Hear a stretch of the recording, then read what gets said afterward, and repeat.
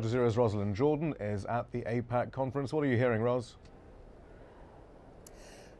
Good evening to you, Shihab, and good day to all of our viewers around the world.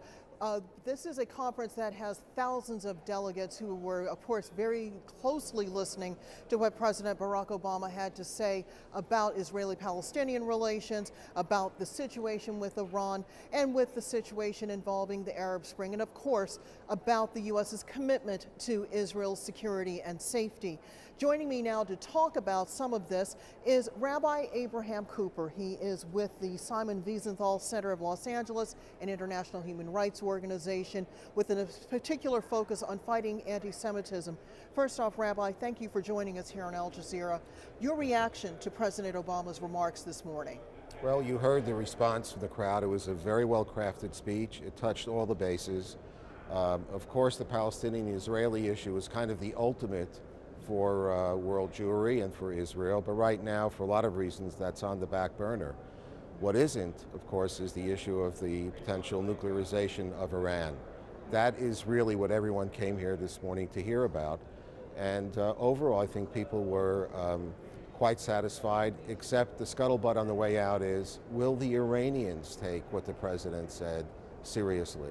That, in a lot of ways, that and the fact that when the red line will be crossed, maybe two different red lines. One from President Obama, and it's not clear yet if Prime Minister Netanyahu's red line would be exactly the same timetable. Let's talk a little more about the Iran question. The president made note during his remarks that neither the U.S. intelligence agencies nor the Israeli intelligence agencies have actually determined what Iran is up to when it comes to a suspected nuclear weapons program. Did the president go far enough in spelling out to Iran what the consequences would be if it does not become more open and more transparent? Most politicians are good poker players, so he was holding all of his cards, but he made it clear that among those cards could be a military option.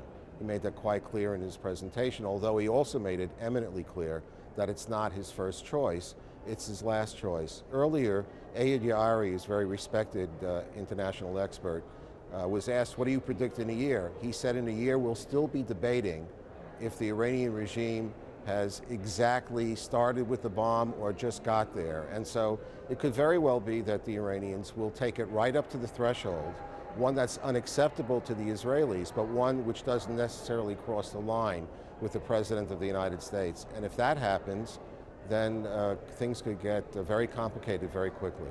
And very quickly, Rabbi, is the president's call for caution the right word or the right message at this moment?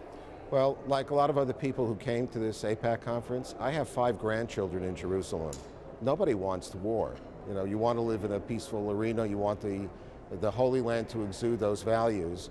But when you're dealing with the Ayatollah, who calls Israel a cancer and basically has state-sponsored anti-Semitism, denial of the Holocaust, we take very seriously that bombast and that threat. So caution is important, but no one should underestimate the will of the State of Israel to act and the bipartisan support, overwhelmingly, of American Jewry behind that decision.